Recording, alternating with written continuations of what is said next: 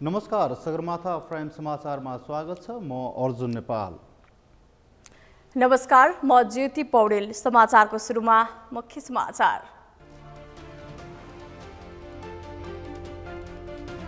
सात दिनभित्र प्रधानमन्त्रीमा दाबी पेश गर्न दलहरूलाई राष्ट्रपति भण्डारीको आह्वान। संविधानको धारा 76(2) बमोजिम दाबी गर्नुपर्ने। नयाँ सरकार गठनका लागि दलहरूबीच आन्तरिक गृह कार्य सुरु। प्रधानमन्त्रीका आकांक्षी धेरै ठूलो दलका हैसियतले नेतृत्व आफूले पाउनुपर्ने कांग्रेसको ओडा। आफ्नो पार्टीकै नेतृत्वमा सरकार गठनका लागि पहल गर्ने नेपाली कांग्रेसको निर्णय। 3 दिनभित्र संसदीय दलको निर्वाचन गरिसक्ने।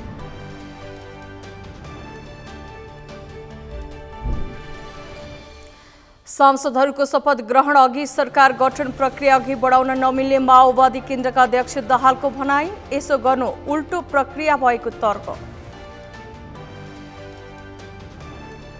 र जारी कतार विश्वकप 2022 को उपाधिका लागि आज अर्जेन्टिना र फ्रान्स भिड्दै। खेल नेपाली समयअनुसार राति 8:45 बजे सुरु हुने।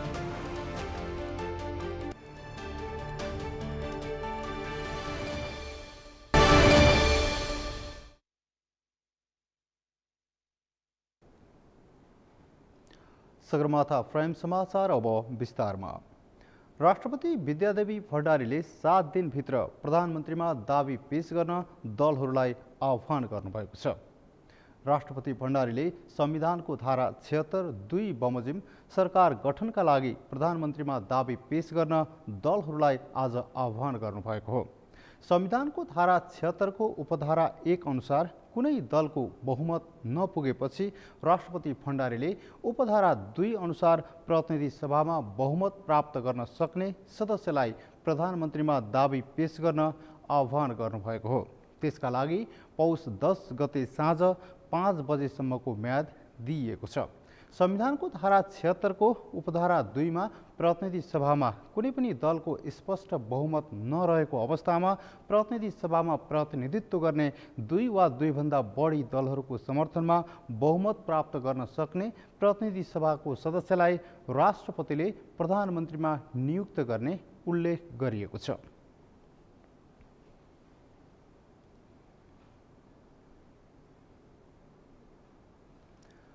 नयाँ सरकार गठनका लागि दलहरूबीच आन्तरिक गृह कार्य सुरु भएको छ। मुख्य दलहरूले आफ्नै नेतृत्व गर्न पाउने गरी आन्तरिक छलफल र संवाद सुरु गरेको भए तापनि मूलतः सत्ता गठबन्धनभित्र पावर सेयरिङमा कांग्रेसले लचकता नदेखाउँदा वामपन्थी सरकारको समेत बहस सुरु भएको छ।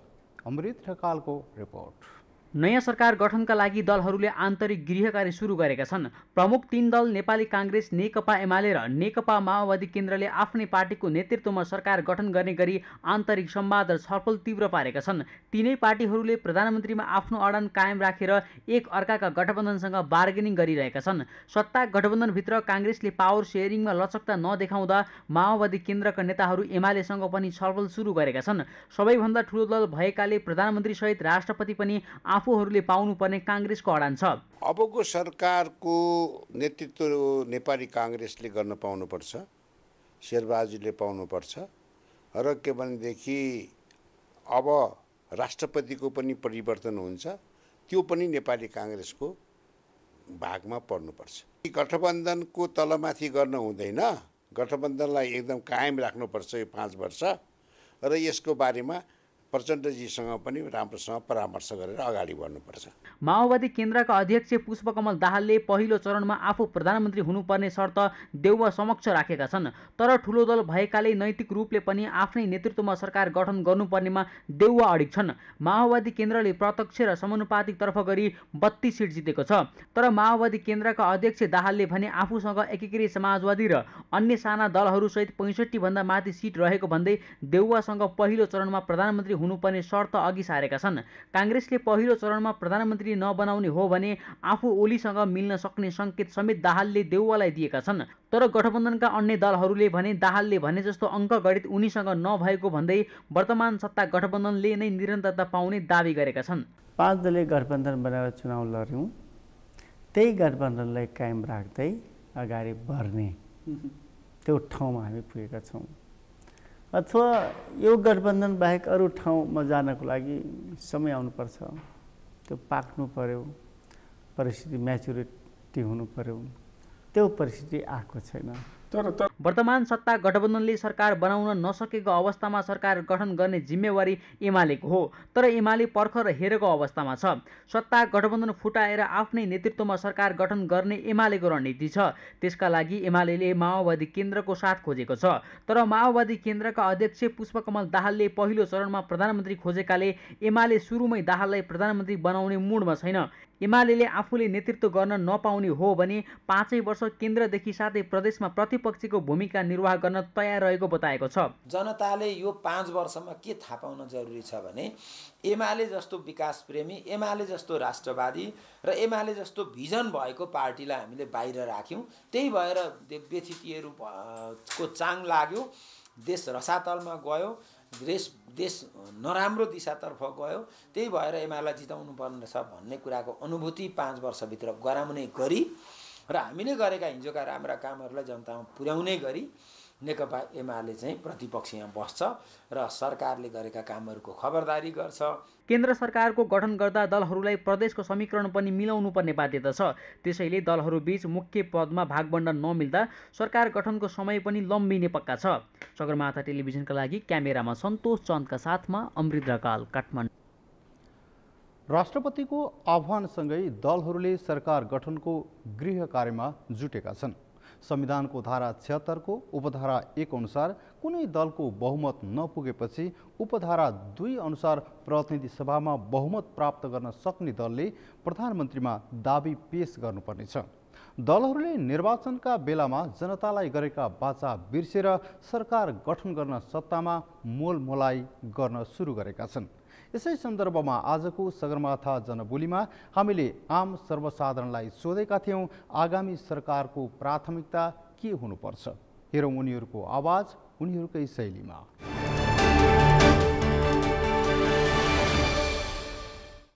अहिलेको सरकारले चाहिँ जनपक्षको आधारमा चाहिँ अहिले के भइरहेछ त, त्यसलाई चाहिँ हाम्रो दिगो विकासलाई चाहिँ ध्यान दिएर चाहिँ अगाडि बढ्नुपर्छ जस्तो लाग्दछ। एकैछिनको काम चलाऊ भन्दा पनि दिगो विकासको लागि चाहिँ सरकारले चाहिँ मिलेर भन्दा पनि एउटा काम गर्ने र पछिसम्मको एउटा प्लानिङ देखेकोलाई चाहिँ काम गर्नुपर्छ लाग्छ मलाई चाहिँ। अब पनि सरकारको प्राथमिकता भनेको युवाहरूलाई बोलाउने ओर्ने अनि बाहिर बसेका जति पनि युवाहरूलाई बोलाउने ओर्ने, देश विकास गर्ने, आर्थिक क्रान्ति गर्ने, त्यो चाहिँ मेन एजेन्डा भएर जानुपर्ने त्यो अवस्था छ। ध्यान शिक्षालाई राख्नुपर्छ, 1 नम्बरमा खानेपानीलाई ल्याउनुपर्छ, हामीहरूको दलित समुदायलाई अगाडि बढाउनुपर्छ हैन। एकदम कमजोर छ, तराईमा पनि के हेर्दैन हामीहरूको।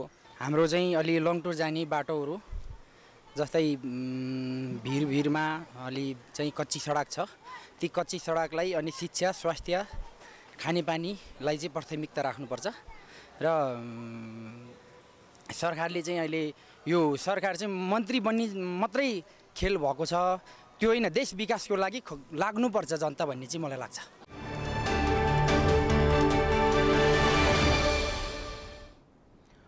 प्रमुख निर्वाचन आयुक्त दिनेश कुमार थपलियाले नयाँ सरकार गठनको प्रक्रिया सुरु गर्न मार्ग प्रशस्त भएको बताउनु भएको छ। उहाँले आयोगले निर्वाचनको सम्पूर्ण मत परिणाम सार्वजनिक गरिसकेको र निर्वाचन सबैलाई प्रमाणपत्र समेत दिइसकेकोले नयाँ सरकार गठन हुने प्रक्रिया सुरु गर्न मार्ग प्रशस्त भएको बताउनु भएको हो। उहाँले 1 महिनाभित्रमा राष्ट्रपति र उपराष्ट्रपतिको निर्वाचन भइसक्ने समेत बताउनुभयो। यसका निम्ति सांसदहरूले शपथ ग्रहण गर्नुका साथै प्रक्रिया अघि बढाउने उहाँको भनाइ छ। गर्नको निम्ति हामीले बढीमा फागुनको 15 गते भित्र यो सम्पूर्ण कार्य सम्पन्न गरेर नतिजा दिइसक्नुपर्ने अवस्था छ। यसको निम्ति आयोगलाई त्यति लामो समय आवश्यक पर्दैन, झन्नै 1 महिनाको समय भयो भने यो हामी सबै कार्यहरू सम्पादन गर्न सक्छौँ।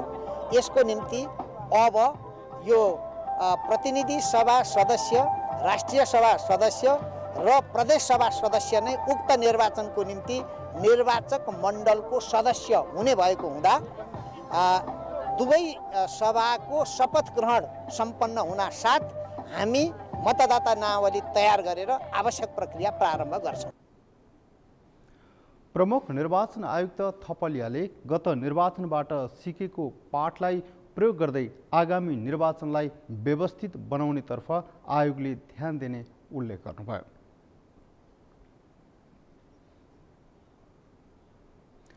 नेपाली कांग्रेसले आफ्नो पार्टीकै नेतृत्वमा सरकार गठनका लागि पहल गर्ने निर्णय गरेको छ। आज पार्टी केन्द्रीय कार्यालय सानेपामा बसेको केन्द्रीय कार्य सम्पादन समितिको बैठकले कांग्रेसकै नेतृत्वमा सरकार गठनका लागि पहल गर्ने निर्णय गरेको हो।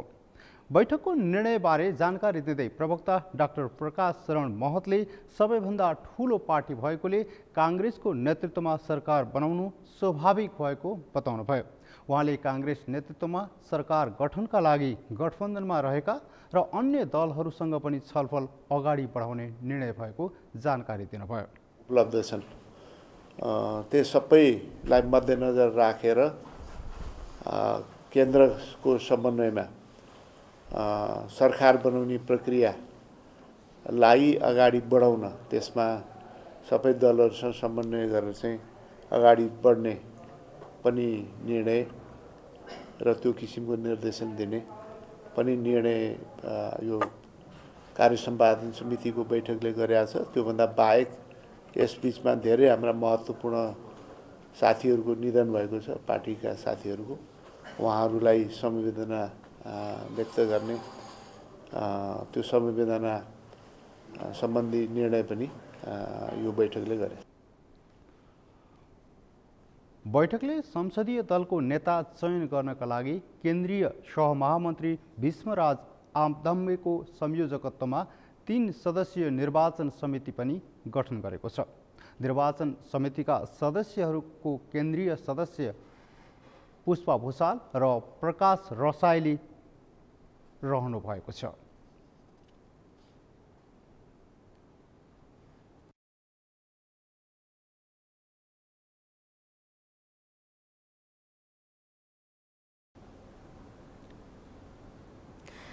नेकपा माओवादी केन्द्रका अध्यक्ष पुष्पकमल दाहालले निर्वाचित सांसदहरूको शपथ ग्रहण अगावै सरकार गठन प्रक्रिया अगाडि बढाउन नमिल्ने बताउनु भएको छ।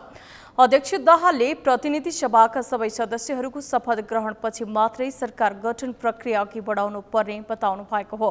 निर्वाचित सांसदहरूको शपथ ग्रहण बिना नै सरकार गठन प्रक्रिया अघि बढाउनु भनेको उल्टो प्रक्रिया हुने भन्दै त्यसतर्फ सम्बन्धित निकायको ध्यान आकर्षण गराउनुभयो। उहाँले सांसदहरूको शपथ ग्रहण नहुँदै सरकार गठन गर्ने विषय विगतमा पनि भएको र त्यही उल्टो प्रक्रिया नजिर जस्तो बन्न गएको उल्लेख गर्दै उहाँले त्यसो गर्नु गलत हुने दावी गर्नुभयो।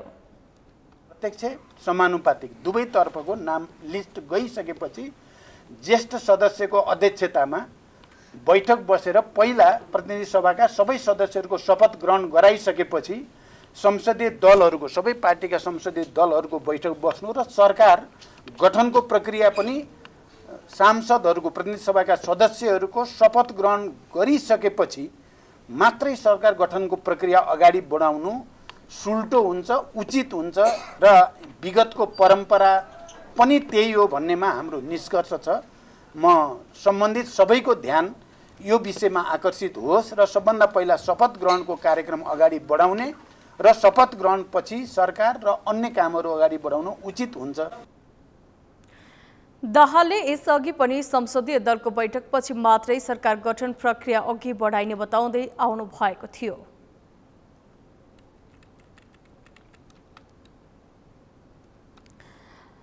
नेकपा माओवादी केन्द्रका प्रवक्ता कृष्णबहादुर महराले प्रतिनिधि सभाका निर्वाचित सांसदहरूको शपथ भएपछि मात्रै प्रधानमन्त्रीको बारेमा छलफल हुने बताउनु भएको छ। प्रवक्ता महराले प्रतिनिधि सभाका सबै सदस्यहरूको शपथ ग्रहणपछि मात्रै संसदीय दलको नेता चयन गरिने र त्यसपछि मात्रै प्रधानमन्त्रीको बारेमा छलफल हुने बताउनु भएको हो।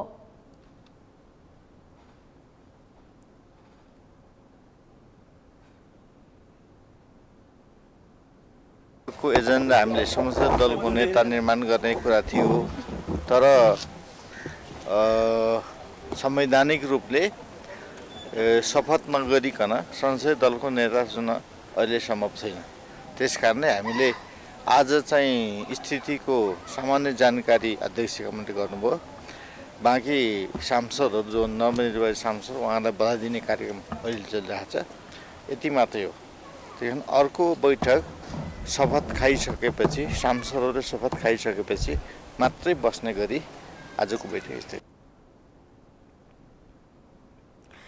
प्रधानमन्त्रीको बन्ने भन्ने सञ्चारकर्मीको जिज्ञासामा उहाँले त्यसबारे संसदीय दलको नेता चयन भएपछि मात्रै छलफल हुने जवाब दिनुभयो। गठबन्धनको निरन्तरता सम्बन्धमा भने उहाँले गठबन्धन रहने स्पष्ट पार्नुभयो।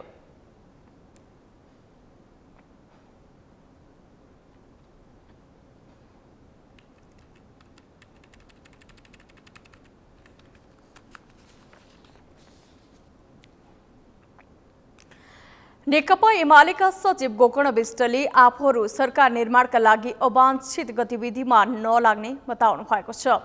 आइतबार बुटोलमा पत्रकारहरूसँग कुराकानी गर्दै सचिव विष्टले एमाले प्रतिपक्षमा बस्ने जनमत पाएको बताउनु भएको हो। उहाँले आफूहरू जनमतको विपरीत सरकार निर्माणको लागि अवांछित र गैर संसदीय गतिविधि नगर्ने बताउनुभयो। उहाँले एमालेलाई सरकार गठनका लागि बाध्यता आइपरेमा भने पछाडि नहट्ने स्पष्ट पार्नुभयो।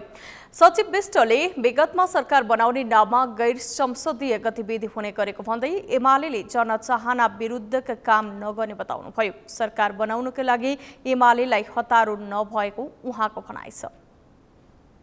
गैर संसदीय, गैर लोकतान्त्रिक, अवांछित असुमने काम गरेर सरकार निर्माण गर्ने प्रयत्नमा अल्झिँदैनौँ।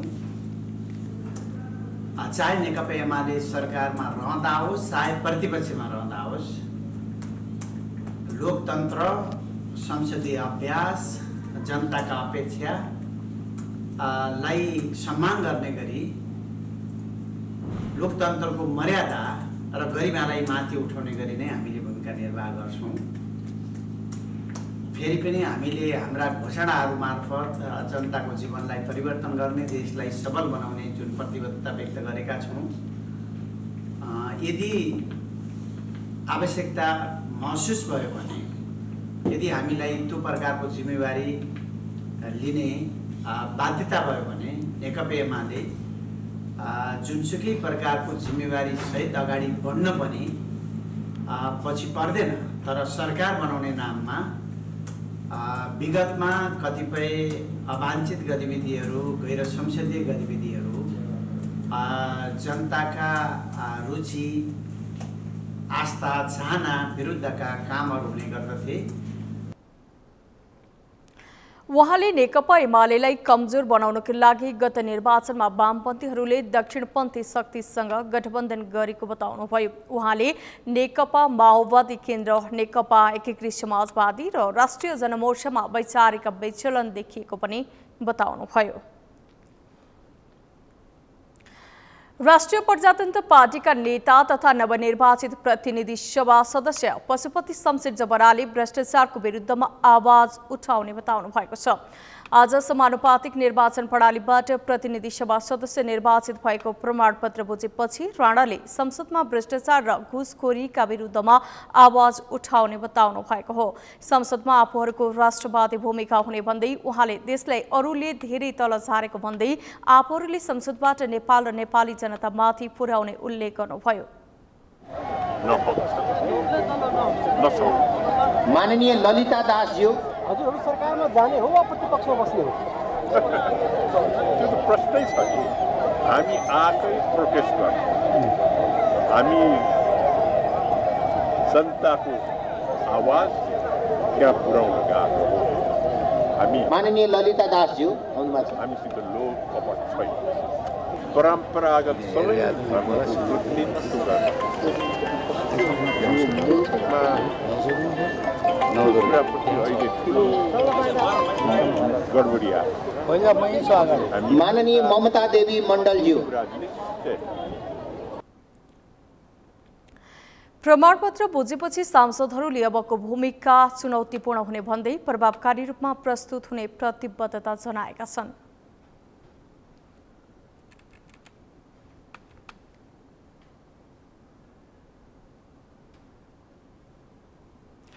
प्राइम समाचारमा अब पालो भएको छ विश्रामको। विश्रामपछि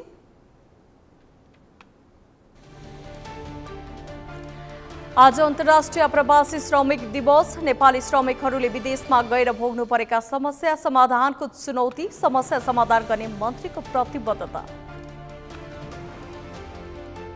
औद्योगिक क्षेत्रमा भएको भाडा वृद्धि कार्यान्वयन नगर्न नेपाल औद्योगिक क्षेत्र उद्योग महासङ्घको आग्रह, नभई गम्भीर मूल्य चुकाउनु पर्ने।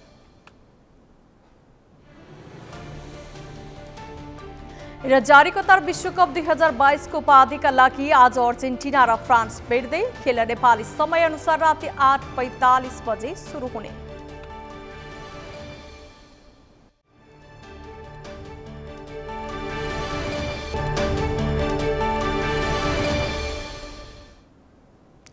विश्रामपछि समाचारमा पुनः स्वागत छ। अब बाँकी समाचार।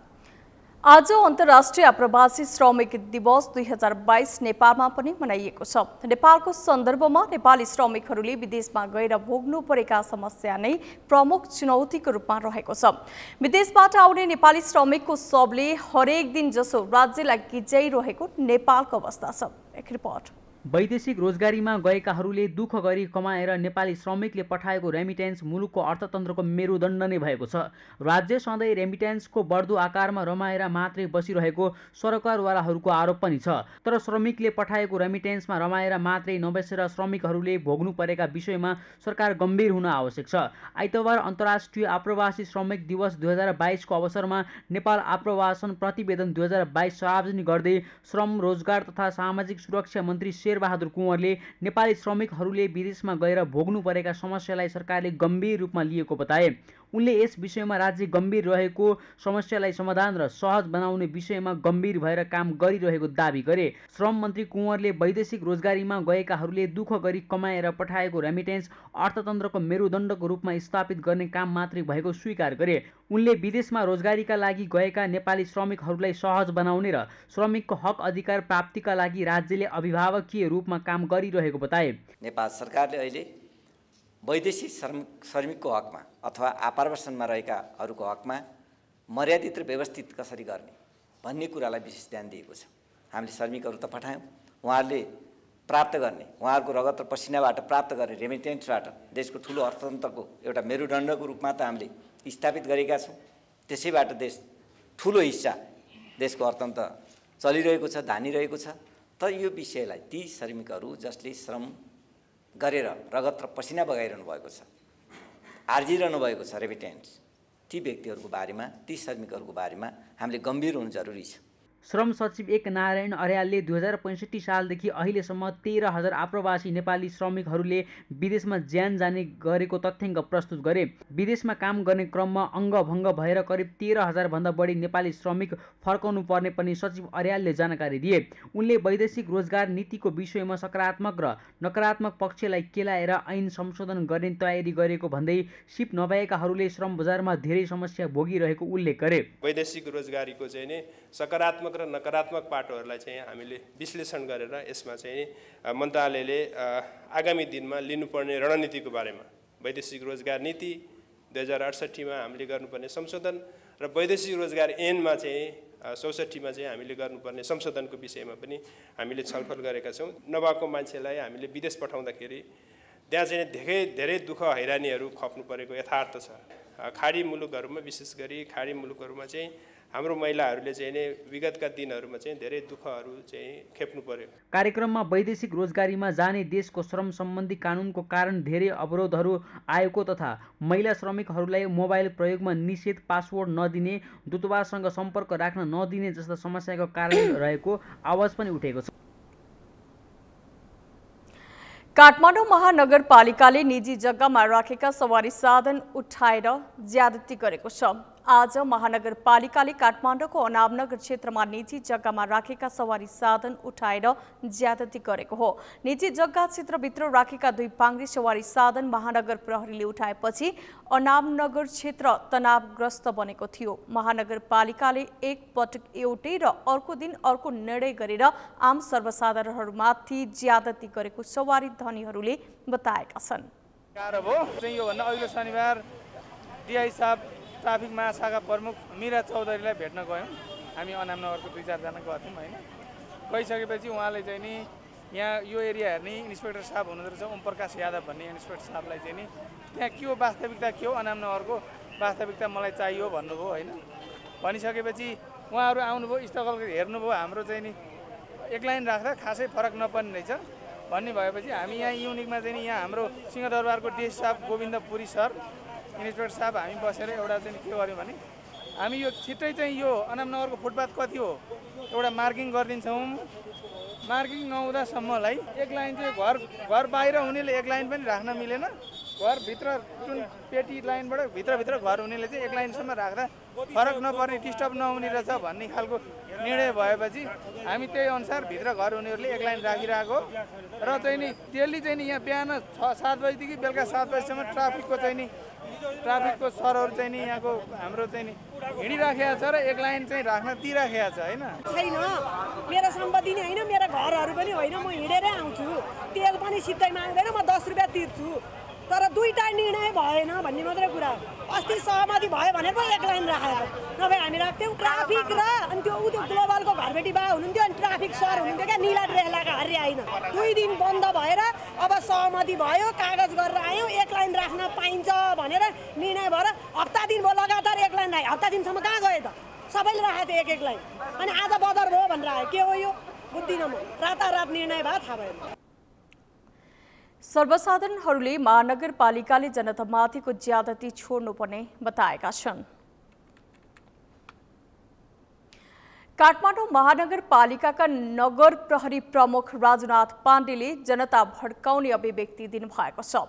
काठमाडौँ महानगरपालिकाले आज अनामनगर क्षेत्रमा निजी जग्गामा राखिएका सवारी साधन उठाएपछि स्थानीयले प्रतिवाद गर्दा नगर प्रहरी प्रमुख राजुनाथ पाण्डेले जनता भड्काउने अभिव्यक्ति दिनुभएको हो।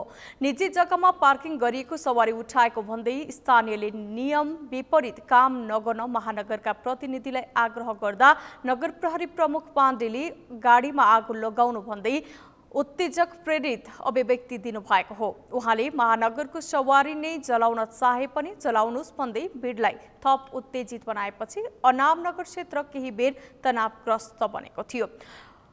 महानगर प्रहरी प्रमुख पाण्डेले निजी जग्गामा समेत पार्किङका लागि नक्सा पास गरेको हुनुपर्ने जस्ता अपाच्य अभिव्यक्ति दिनुभयो।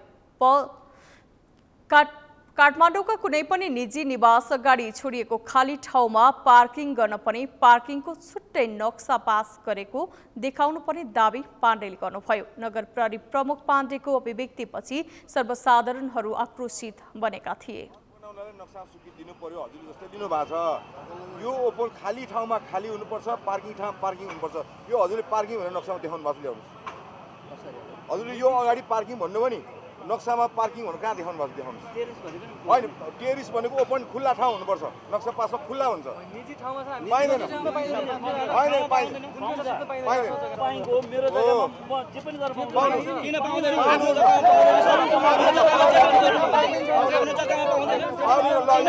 पार्किङको देखाउनुहोस्, नक्सा पासमा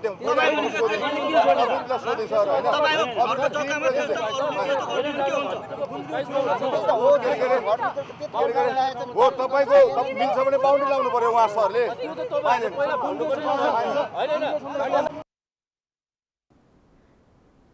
त्यस्तै काठमाडौँ महानगरपालिका वडा नम्बर 10 का वडा सदस्य सन्तोष ढुङ्गेलले पनि अनामनगर क्षेत्रका घर धनीले निजी निवासमा पनि पार्किङको नक्सा पास हुनुपर्ने भनेपछि ढुङ्गेल विरुद्ध नाराबाजी भएको थियो।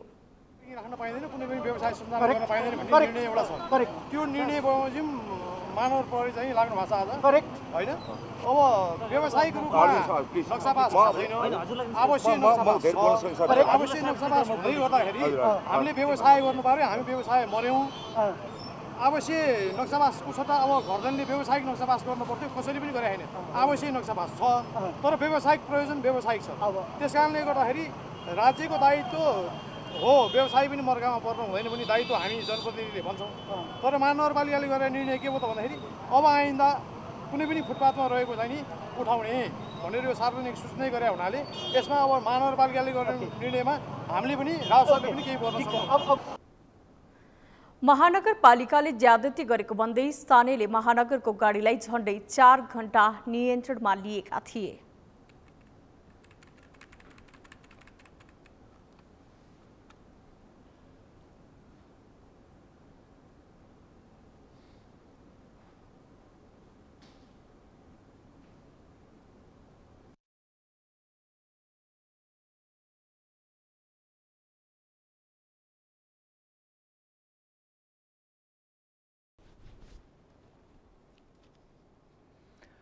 राष्ट्रिय मानव अधिकार आयोगका अध्यक्ष तप बहादुर मगरले सीमान्तकृत समुदायलाई मानव अधिकारको सम्बन्धमा शिक्षा प्रदान गर्न आवश्यक रहेको बताउनु भएको छ। आज 10औं नेपाल मानव अधिकार अन्तर्राष्ट्रिय चलचित्र महोत्सव कार्यक्रममा अध्यक्ष तप बहादुर मगरले सीमान्तकृत समुदायलाई मानव अधिकारको सम्बन्धमा शिक्षा प्रदान गर्न आवश्यक रहेको बताउनु भएको हो।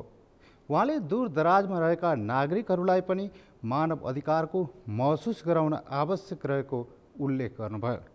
अध्यक्ष मगरले सीमान्तकृत र पिछडिएका समुदायहरूमा मानव अधिकार शिक्षा प्रदान गर्न आवश्यक रहेको भन्दै उहाँले विकट क्षेत्रका नागरिकहरूले पनि मानव अधिकारको प्रत्याभूति गर्न सके मात्रै मानव अधिकारको संरक्षण हुने टिप्पणी गर्नुभयो।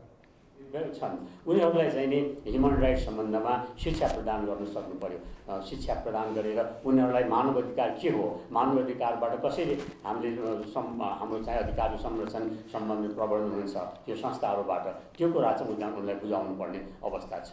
त्यसै गरेर मानव अधिकार सम्बन्धी सन्धिहरू युडिएचआर भयो होइन, युनिभर्सल डिक्लेरेसन अफ ह्युमन राइट्सहरू भयो, आइसिसिपिआरहरू भयो, सिडाहरू भयो, कन्भेन्सन एगेन्स्ट टर्चरहरू भयो, चाइल्ड कन्भेन्सनहरू भयो आदि आदि यसहरू चाहिँ हामीले चाहिँ उनीहरूलाई तल्लो लेभलसम्म पुर्याउन सक्नु पर्यो।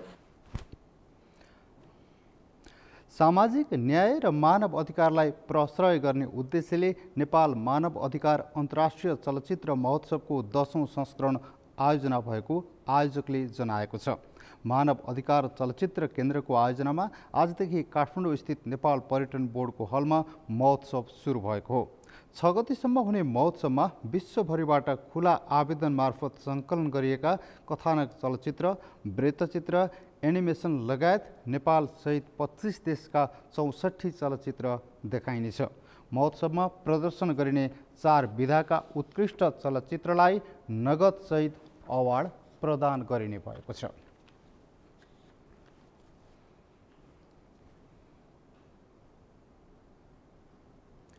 नेपाल औद्योगिक क्षेत्र उद्योग महासङ्घले औद्योगिक क्षेत्रभित्र भएको भाडा वृद्धि तत्काल कार्यान्वयन नगर्न आग्रह गरेको छ। आज नेपाल उद्योग वाणिज्य महासङ्घमा पत्रकार सम्मेलन गर्दै महासङ्घले औद्योगिक क्षेत्र व्यवस्थापन लिमिटेडले गरेको भाडा वृद्धि तत्काल खारेज गर्न माग गरेको हो। महासङ्घले औद्योगिक क्षेत्र व्यवस्थापन लिमिटेडले भाडा वृद्धि फिर्ता नलिए सरकारले गम्भीर मूल्य चुकाउनु पर्ने चेतावनी दिएको छ। महासङ्घका अध्यक्ष रामहीरा पाठकले उद्योगीसँग समन्वय नगरी 800% बढेको भाडा कार्यान्वयन गर्न नपाउने बताउनुभयो। उहाँले भाडा वृद्धि गर्नु औद्योगिक क्षेत्र सञ्चालन तथा व्यवस्थापन नियमावली 2071 विपरीत भएको दाबी गर्नुभयो। अध्यक्ष पाठकले भाडा वृद्धि फिर्ता नभए उद्योगहरूले औद्योगिक क्षेत्र व्यवस्थापन लिमिटेडलाई तिर्ने कुनै शुल्क नतिर्ने जिकिर गर्नुभयो। उहाँले औद्योगिक क्षेत्र व्यवस्थापनले भुक्तानी रोक्का गरिएको आधार बनाई कुनै उद्योगलाई दबाब दिने वा कारबाही गर्ने कार्य भएमा लिमिटेडले त्यसको गम्भीर मूल्य चुकाउनु पर्ने चेतावनी दिनुभयो। उहाँले औद्योगिक क्षेत्र व्यवस्थापन लिमिटेड न्यायिक, अर्धन्यायिक र प्रशासनिक निकाय नभएकोले लिमिटेडको निर्देशनात्मक निर्णय मान्न उद्योगहरू तयार नरहेको बताउनुभयो। उहाँले औद्योगिक व्यवस्थापनमा सरकारको 100% सेयर भएकोले यस अवस्थामा तालुक मन्त्रालयले हस्तक्षेप गरी सञ्चालक समितिलाई समस्या समाधानको लागि निर्देशन दिन समेत आग्रह गर्नुभयो। लिमिटेडको यो निर्णय मान्न महासङ्घ तथा उद्योगीहरू तयार छैनन्। यस लिमिटेडमा नेपाल सरकारको 100% सेयर भएकोले यस अवस्थामा तालुक मन्त्रालयले हस्तक्षेप गरी सञ्चालक समितिलाई समस्या समाधानको लागि निर्देशन दिनुपर्ने हो। तर तालुक मन्त्रालयले सो नगरी गोल मेटल प्रतिवेदन बनाई सञ्चालक समितिले नै सबै कुरा गर्न सक्ने भनी जिम्मेवारीबाट पन्चिन खोजेको छ। सञ्चालक समिति भन्ने अख्तियारको फोबिया प्रयोग गरी कम्पनी ऐन 2063 ले दिएको अधिकार समेत प्रयोग गर्न चाहँदैन, जसको कारण समस्याको समाधान हुन सकेको। महासङ्घले औद्योगिक व्यवस्थापनले लिएका निर्णय कार्यान्वयन भए चरणबद्ध रूपमा आन्दोलनमा जाने समेत जनाएको छ। औद्योगिक व्यवस्थापनले उद्योगीहरूसँग समन्वय र छलफल बिना गरेको निर्णय व्यवसायीहरू मान्न तयार नभएको स्पष्ट पारेको छ।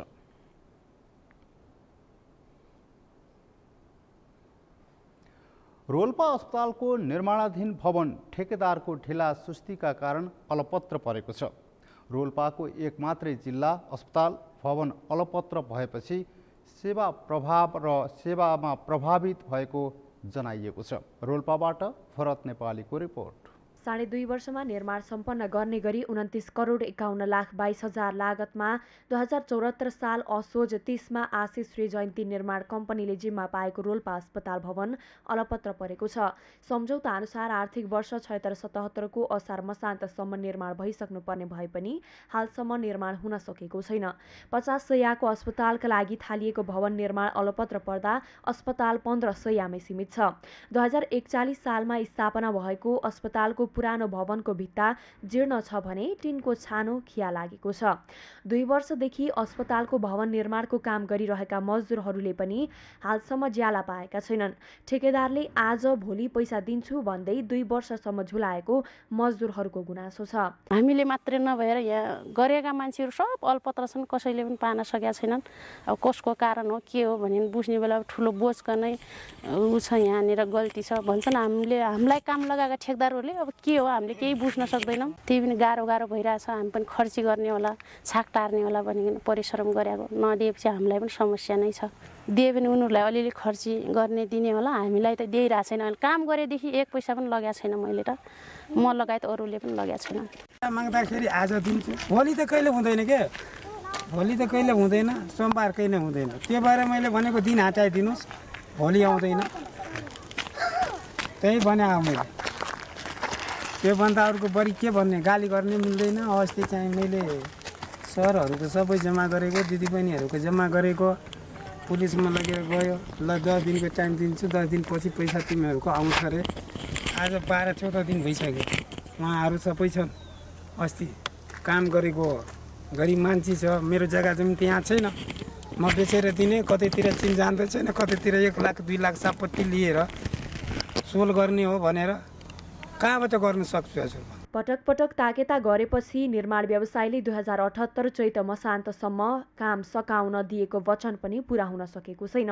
ठेकेदारको लापरवाहीले भवन समयमा सम्पन्न हुन नसकेको प्रमुख जिल्ला अधिकारी नवराज सापकोटा बताउँछन्। विभिन्न प्रयासबाट फेरि अन्तिम पटक भनेर जुन सार्वजनिक खरिद 2063 को व्यवस्था अनुसार अन्तिम पटक भनेर त्यो रेउगा अस्पतालको चाहिँ भवनको चाहिँ म्याद थप चाहिँ 2078 साल चैत मसान्तसम्म चाहिँ अन्तिम पटक चाहिँ काम सम्पन्न गर्नको लागि म्याद थप भएको थियो। त्यसको लागि चाहिँ खास गरी म आफै प्रमुख जिल्ला अधिकारीले पटक पटक त्यो निर्माण व्यवसायीलाई सम्पर्क गरेर निर्माण व्यवसायीसँग छलफल गरेर यसको चाहिँ आयोजना प्रमुख जुन सङ्घीय भवन कार्यालय दाङमा रहेको छ त्यहाँको आयोजना प्रमुखसँग समन्वय गरेर यहाँसम्म कि मुख्यमन्त्रीज्यू रोल्पा जिल्लाको भिजिट हुँदा पनि हामीले उहाँलाई पनि यसको चाहिँ व्यवस्थापन गरेर प्रदेश चाहिने कार्यालयबाट र प्रदेशको मुख्यमन्त्रीज्यूले समेत चाहिने थप चाहिँ सङ्घीय भवन कार्यालयको आयोजना प्रमुखलाई चाहिँ निर्देशन दिएर चाहिँ लक्ष्य प्रगति अनुसार चाहिँ 78 साल चैत मसान्तसम्म नै यो रेउगा अस्पतालको भवन चाहिँ सम्पन्न गर्ने तोकिएको थियो।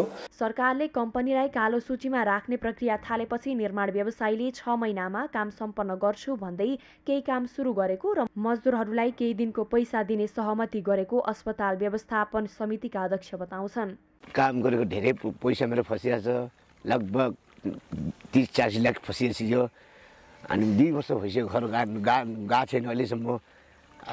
के गर्ने छ यस्तै, कसरी पैसा निकाल्ने, के गर्ने। अनि सबै पैसा पाउने छ। यहाँ आइमाईहरू कति काम गरेको, कति दुःखमा बालुवा बोकियो, सिमेन्ट बोकियो, कति दुःखमा काम गरेको, पसिना कति पसिना आयो। म भी काम गरेको, पाइपलाइन काम सबै मैले गरेको। म प्लम्बर मिस्त्री हो। इन्डियाको म एक्लै मात्र पहिला थियो, 4-5 जना थियो यहाँ। उपराष्ट्रपति नन्दबहादुर पुन, पूर्व सभामुख ओन्सरी घरती मगर, पूर्व मन्त्री वर्षमान पुन, लुम्बिनी प्रदेशका मुख्यमन्त्री कुलप्रसाद केसी, काङ्ग्रेस प्रदेश सभापति अमर सिंह पुन एमाले नेता गोकुल घरती लगायतका राजनीतिक नेतृत्व घर जाँदा आउँदा बाटोमा पर्ने रोल्पा अस्पताल पूर्व सभामुख कृष्ण बहादुर महराको घर नजिकै पर्छ, तर अस्पताल जीर्ण छ। स्वास्थ्यकर्मी र स्थानीय कष्टका साथ सेवा दिन र लिन बाध्य छन्। सगरमाथा टेलिभिजनका लागि रोल्पाबाट भरत नेपालीको रिपोर्ट। सगरमाथा समाचारमा अब पालो भएको छ विश्रामको। विश्रामपछि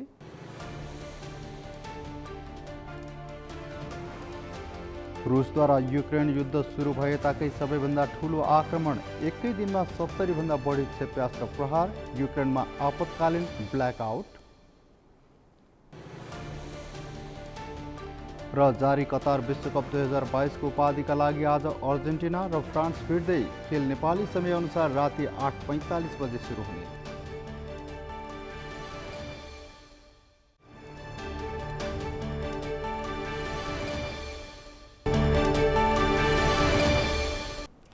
सगरमाथा प्राइम समाचारमा अब पालो भएको छ अर्थ समाचारको।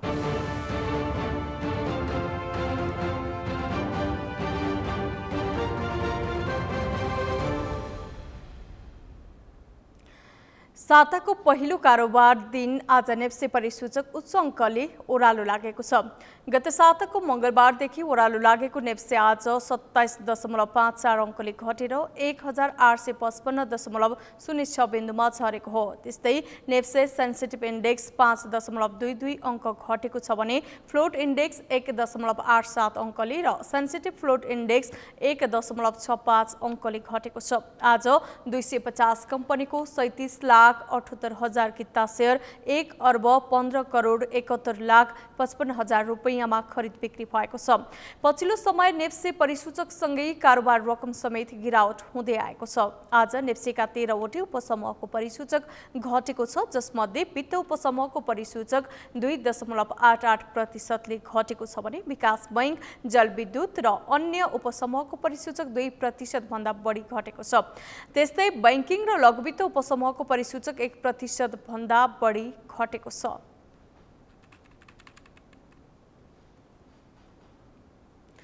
प्राइम समाचारको अन्त्यमा मुख्य समाचार पुनः एकपटक। 7 दिनभित्र प्रधानमन्त्रीमा दाबी पेश गर्न दलहरूलाई राष्ट्रपति भण्डारीको आह्वान, संविधानको धारा 76(2) बमोजिम दाबी गर्नुपर्ने। नयाँ सरकार गठनका लागि दलहरूबीच आन्तरिक गृह कार्य सुरु। प्रधानमन्त्रीका आकांक्षी धेरै ठूलो दलका हैसियतले नेतृत्व आफूले पाउनुपर्ने काङ्ग्रेसको अडान। आफ्नै पार्टीको नेतृत्वमा सरकार गठनका लागि पहल गर्ने नेपाली काङ्ग्रेसको निर्णय, 3 दिनभित्र संसदीय दलको निर्वाचन गरिसक्ने।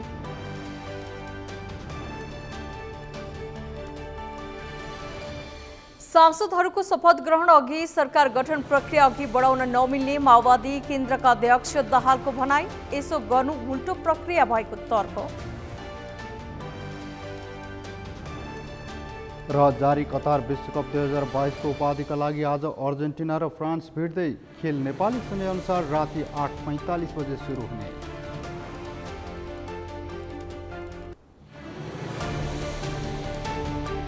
हौस् त सगरमाथा प्राइम समाचार अहिलेलाई सकियो। तपाईँ समाचार बुलेटिनका साथै सगरमाथा टेलिभिजनका सम्पूर्ण कार्यक्रम www.sagarmatha.tv मा पनि पढ्न र हेर्न सक्नुहुनेछ। साथै युट्युबमा youtube.com/sagarmatha TV नेपालमा हेर्न सक्नुहुनेछ। तपाईँ हामीलाई फेसबुकमा पनि facebook.com/yastv नेपालमा फलो गर्न सक्नुहुनेछ। समाचारको शिखर नेपालको गौरव, नेपालको पहिलो न्युज च्यानल सगरमाथा टेलिभिजन हेर्दै गर्नुहोला। नमस्कार।